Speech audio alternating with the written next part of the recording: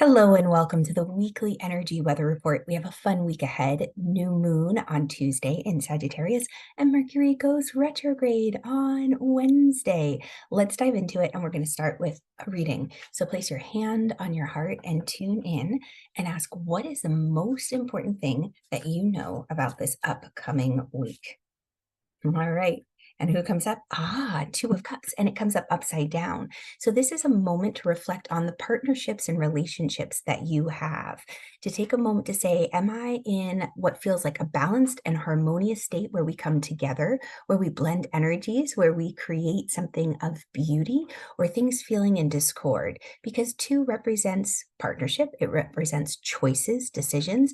And when the cards are upside down, it's the same energy as upright, but there's a little bit of stuckness or blockness. So this week, potentially reviewing relationships and making sure that you're in step with one another. It's time to get ready for that Mercury retrograde, which is all about going inward and reflecting. New moon, same thing. So if we haven't met yet, my name's Irina Miller. I'm an astrologer, energy alchemist, and spiritual life guide.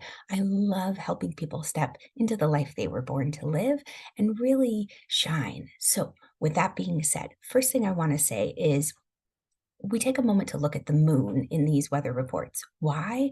Well, because what the moon is doing during the week really reflects your daily experiences. It shows how your emotions are going to bubble up in certain situations, how you might process stress. It shows those moments in time where maybe intuition's a little bit more heightened, but it's a great daily thing to check in on. This is a high level look.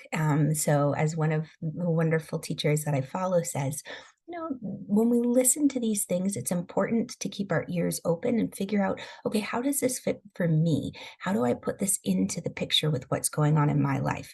Because for that detailed knowing and experience, that's where the personal readings come in.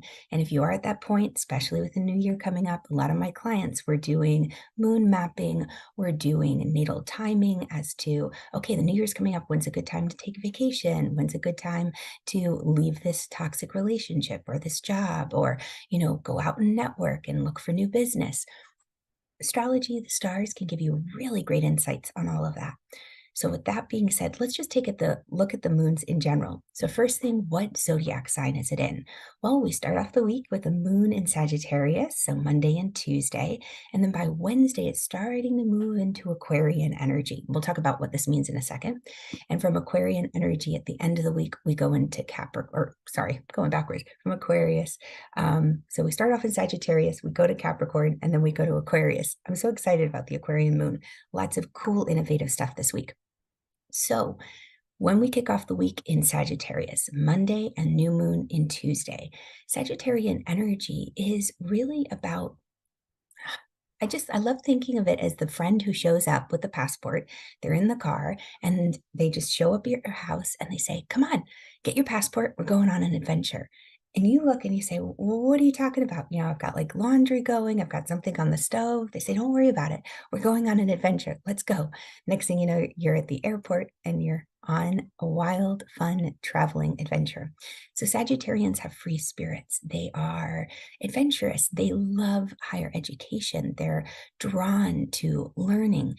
They're drawn to expanding philosophy, religious sides of things.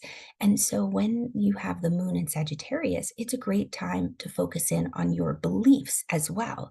So today, Monday, I'm going to encourage you, take a moment to reflect on beliefs and say, is this still in alignment with who I am? Is there something as an adventure calling to my spirit or my soul, leading me in a new direction? It doesn't always have to be physically traveling. You might start to move into the idea of it, because Tuesday with the new moon in Sagittarius, and I'm going to go ahead and share my screen since I'm on my other computer here. I'm on the road again, adventuring.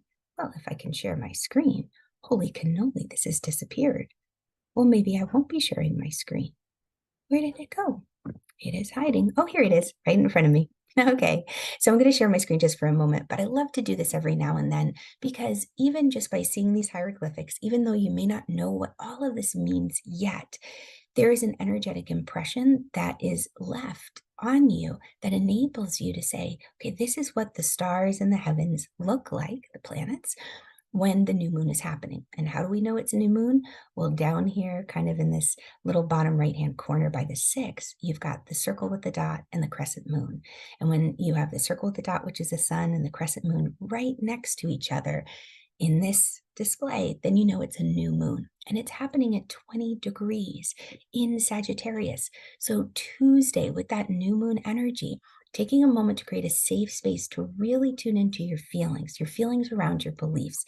You're setting an intention. We're wrapping up the calendar year. Mercury's getting ready to go retrograde. So we're going to be reassessing our commitments to our big overall plan, reevaluating, are the beliefs that I've been holding on to supporting my plan, or are they holding me back? Do things need to be updated and brought into current time? So for example, you might have a belief that I always go back to the ham story or the roast story. Some of you have heard this, but there was a new couple, newlyweds, and the one partner said, "Oh, I want to make you this incredible roast. My grandmother always made it." They made the roast and they were eating, and their partner said to them, "This is delicious, but I'm curious. Why do you always cut the ends off the roast?" And the other said, "Well, I don't know. My mom always did it, and I'm curious too. Let me call her." So she calls mom and says, "Mom, why do we always cut the ends of the roast off?" Mom says, "I don't know. Your grandmother always did it." So they call grandma. Say, "Grandma, why did you always cut the ends of the roast off?" And grandma says, "Well, because my pan was only so big. I usually had to cut the ends off to fit it in." So in current time, the granddaughter, she had a bigger pan. She didn't need to cut the ends off, but she kept doing it because it was a belief that was set into stone because that was the case at the time. Smaller pan, but now there's a bigger pan. Same thing for us. This week, that could really sum up quite a bit as we're getting ready to transition into the new year. Because when Mercury goes retrograde on Wednesday, it starts going retrograde in the Capricorn energy. And what that means is it says we're going to take a high level look, like CEO visionary of your life, of your business. Where am I headed? What's the big plan? What's the goal? And then it'll keep going retrograde, and it'll retrograde through Sagittarius. And as it does that, it says, okay, well, now that I have that big plan, what beliefs no longer serve that? Because retrogrades are about revising, relooking at things. It's all the re's, redoing, retrying. It's refining, tweaking it a little bit. And it's exciting because Mercury will go direct, so it gets out of retrograde right on New Year's Day. So this whole time from now until the end of 2023 is an opportunity for you to kind of clean house with your thoughts, with your big vision. Where are you going? So Wednesday, the moon is in, I'm going off my memory. So we started off with Sagittarius, Capricorn, moon's in Capricorn, and that Capricorn energy with Mercury retrograde, great days for planning. Thursday, same thing. And even Friday, we have a little bit of that Capricorn energy kicking off the day. So end of the week, think about if you have big plans for the new year you want to put into place. If you're going to map out a calendar, here's what I want to do in each quarter. These are the things I want to achieve. If you haven't done that yet, you can also go back and refine it because Mercury going retrograde will help you with that. Then as you get towards the weekend, Aquarius energy. So the beautiful thing about the Capricorn moon and the Aquarius moon, and I'm going to go ahead and stop sharing this, you don't need to keep looking at that, is that it rises you above the fray of the emotions. It helps you be more objective, to get into the logical side of things. So even though the moon tunes us into our emotions, moon in Capricorn and moon in Aquarius, it helps you get above the emotional side of things, which is great because if you think about when you have to let go and release things, many times it's the emotions, the sentiment. It's like, I don't know if I'm ready to let this go. I still love it. It still means something to me. I'll hold on to it for a little while longer. But end of the week, that energy is encouraging you. Let it go so that you can really step into this new vision you're creating for yourself.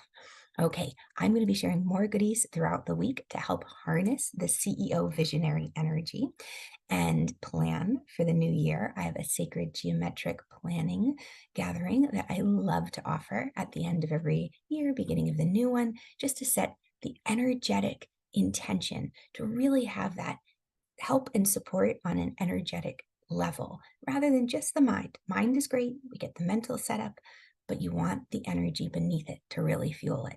Okay, new moon ritual. What I would encourage you to do is I would say new moon in Sagittarius. Sagittarius is fire energy. Take like a circle of stones. So you're going to make a little safe space where you maybe set up on like a tabletop in your home or outside in your backyard where you meditate maybe. And just take a circle of little stones or pebbles from your yard, make a tiny little circle with them, and place a votive candle in the middle. Because Sagittarius energy is fire element. And you have the candle in the middle, and focus on the flame to do a brief little meditation and just to allow yourself to watch the dancing of the flame. I have a whole meditation called The Flame Within.